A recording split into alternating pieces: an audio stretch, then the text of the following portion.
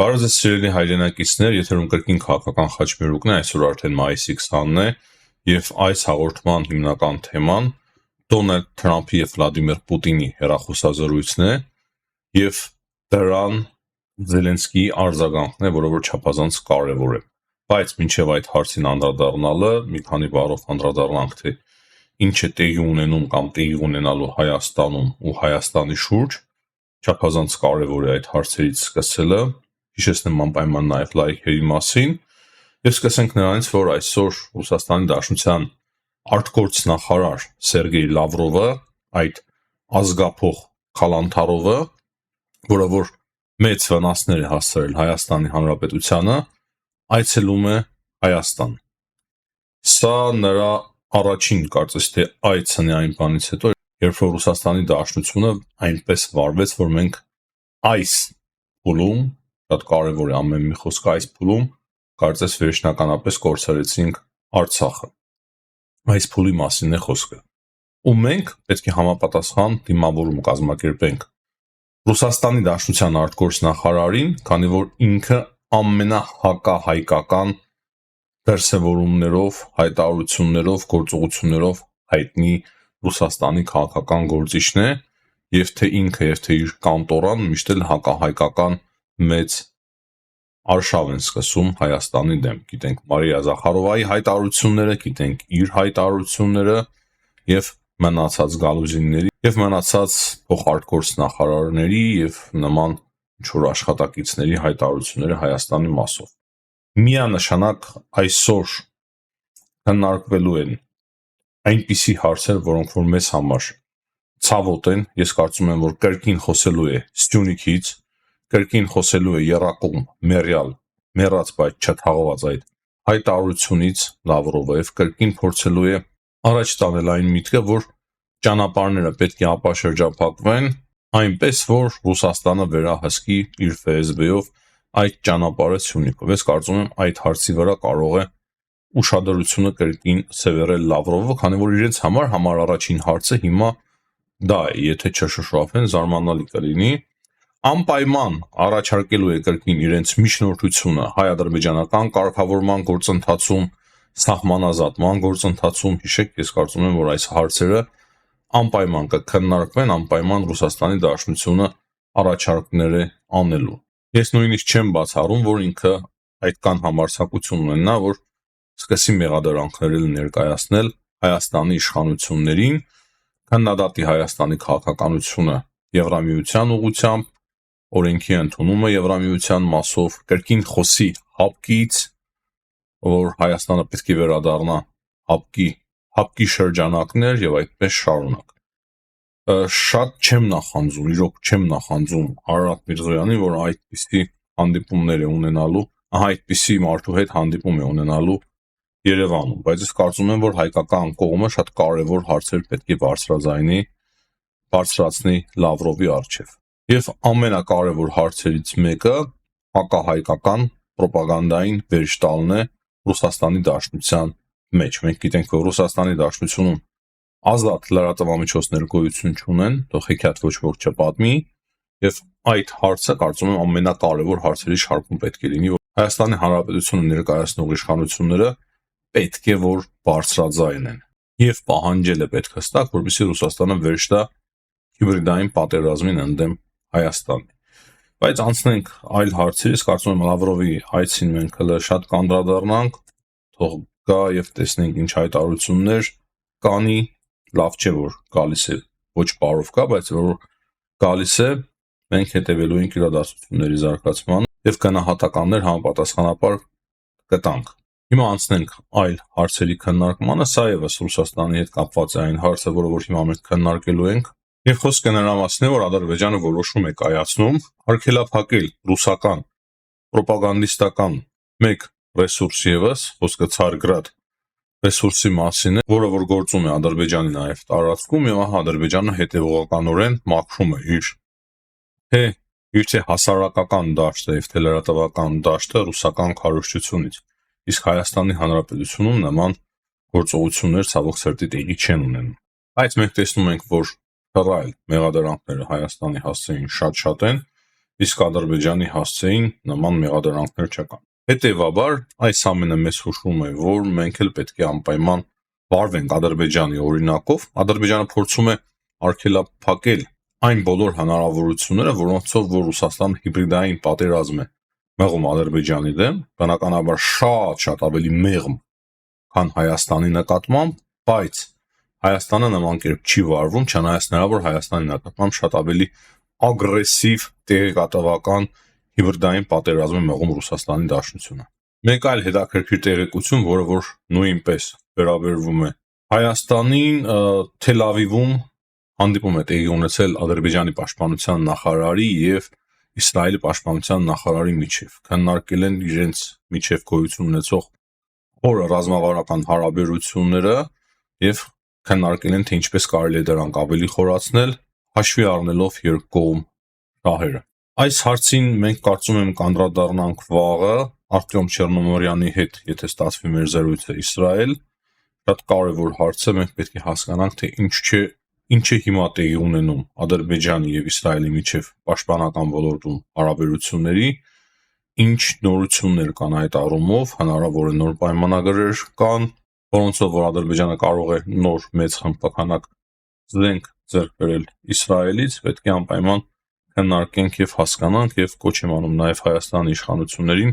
շատ լուրջ եւ ուշադիր վերաբերվել այսպիսի հաղորդագրություններին եւ հանդիպումներին։ Հիմա խոսենք ռուս-ուկրաինական պատերազմից, թե ինչ է տեղի ունենում Ռուսաստանի եւ Ուկրաինայի միջև այդ բանակցային գործընթացների շուրջ։ Գիտեք Դոնալդ Թրամփի հեռախոսազրույցի մասին, որը որ երեք արդեն կայացել է։ Նախքան դա J.D. Vance-ը, Ամերիկայի Միացյալ Նահանգների փոխնախագահան, փաստացի խոստովանել էր, որ փակուղի են մտել բանակցությունները Ռուսաստանի Դաշնության հետ։ Հետո տեղի ունեցավ այդ հեռախոսազրույցը։ Հələ այդ հեռախոսազրույցի մասին տեղեկությունները այնքան հետաքրքիր են, որ նույնիսկ զարմանք են առաջացնում։ Ռուսաստանի Դաշնությունը Վլադիմիր Պուտինը երևի հոգեբանների օգնությամբ եւ ոչ միայն շատ մեծ ելքիտեր պետք չի լինել, որպեսզի հասկանաս Դոնալդ Թրամփի հոգեբանությունը, շատ լավ իրենք հասկացել են, թե ինչ ձև կարելի է խոսել Դոնալդ Թրամփի հետ եւ նման ձևով իրենք շարունակում են իրենց խոսակցությունը։ 2 ժամ տևել է այդ հեռախոսազրույցը եւ Ռուսաստանի Դաշնությունից հայտարարում են, որ այնքան լավ է ընթացել այդ հեռախոսազրույցը, որ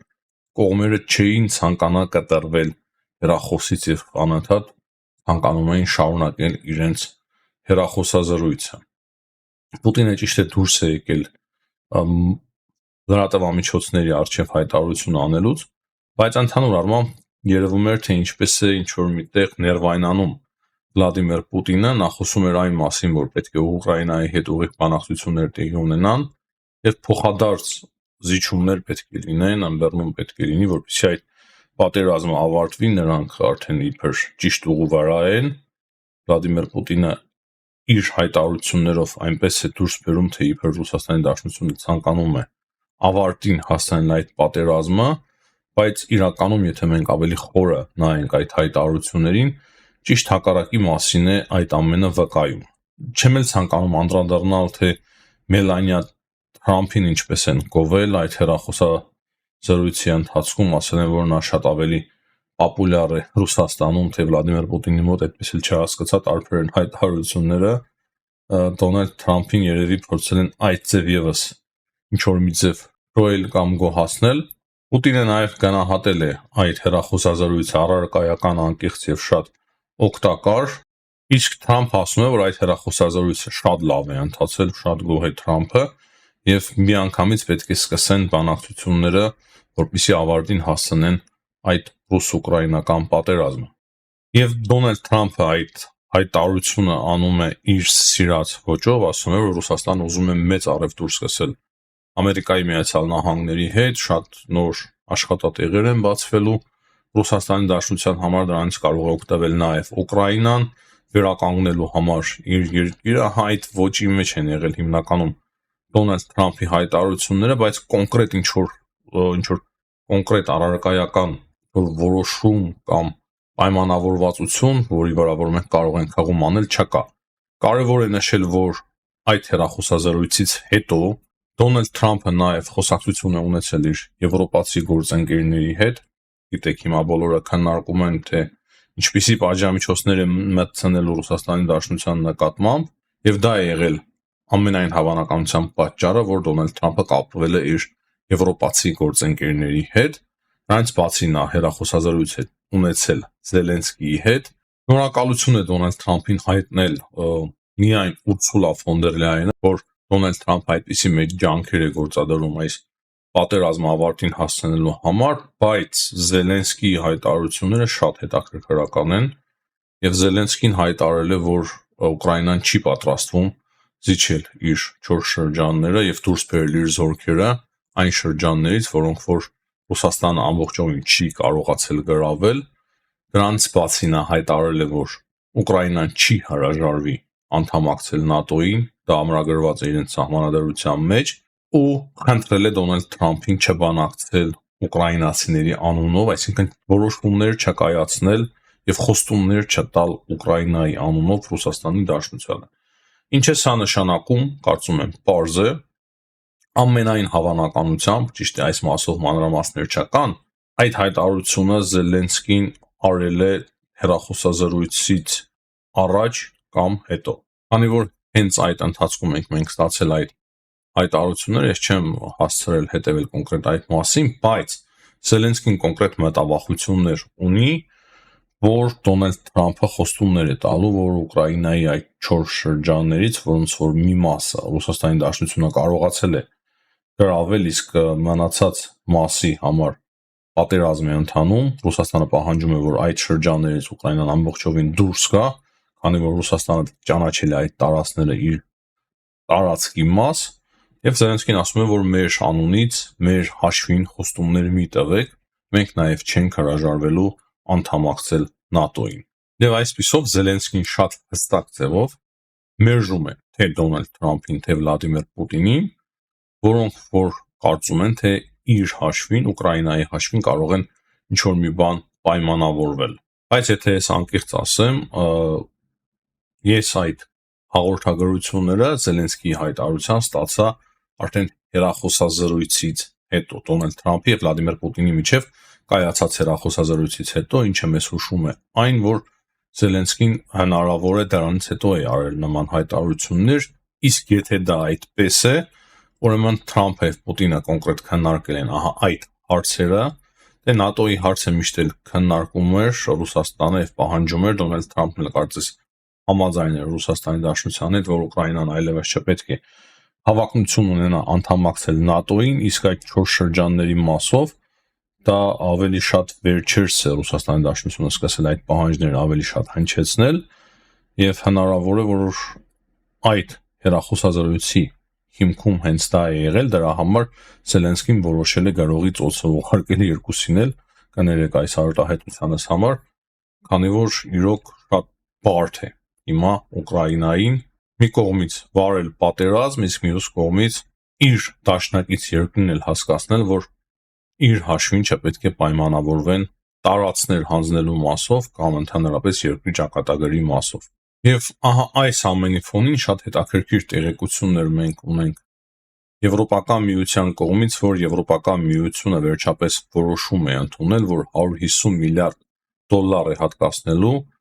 Եվրամիության երկրների պաշտպանությանը, այդ թվում նաև Ուկրաինայի պաշտպանության համար։ Այս մասին հաղորդում է Reuters գործակալությունը, եւ սա շատ հետաքրքիր փաստ է, գիտենք այն 100 միլիարդավոր դոլարների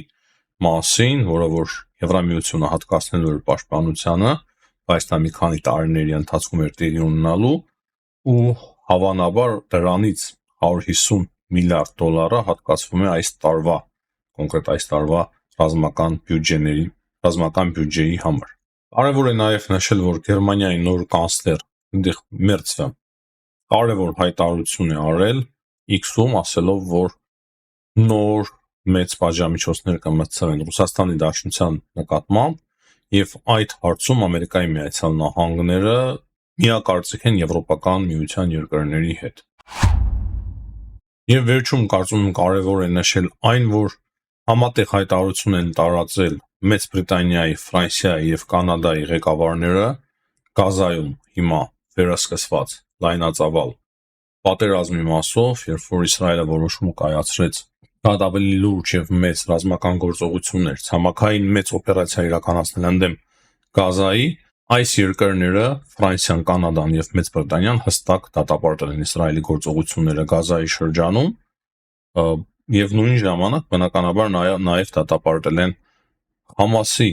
Համասի գործողությունները, Համասին եւս կոչ անելով ազատ արձակել բոլոր գերեվարված անձանց, բայց այս հայտարարությունը հիմնականում ուղղված էր ընդդեմ Իսրայելի եւ Իսրայելը եւս անարձագանք չի թողել այդ հայտարարությունը։ Հաստատի շատ ծայրաստիճան ձևով լարվում են հարաբերությունները Իսրայելի, Կանադայի եւ Մեծ Բրիտանիայի ու Ֆրանսիայի հետ եւ Իսրայելը առանց հաշվի առնելու նրանց կարծիքը, նաեւ ինչու՞ չէ Ամերիկայի Միացյալ Նահանգների կարծիքը, քանի որ Դոնալդ Թրամփը այլ բաներ խոսում, այլ բաներ էր խոստանում,